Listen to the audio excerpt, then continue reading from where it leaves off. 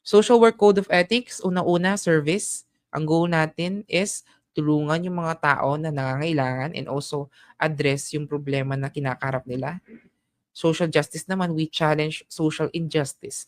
Kailangan nabibigay yung karampatang tulong sa isang tao, lalo na sa mga marginalized communities.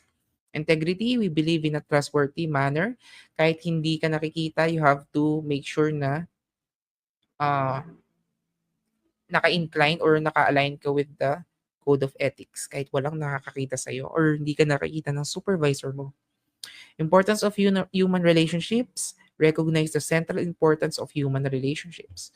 Kasi kapag may disruption or dysfunction with the client's human relationship, malaking effect niya with the whole being ng kliyente natin. Ito yung na-mention ko, dignity and worth of the person. We respect the inherent dignity of worth of the person. And competence within their areas of competence and develop and enhance their professional expertise. It's a lifelong learning, di ba?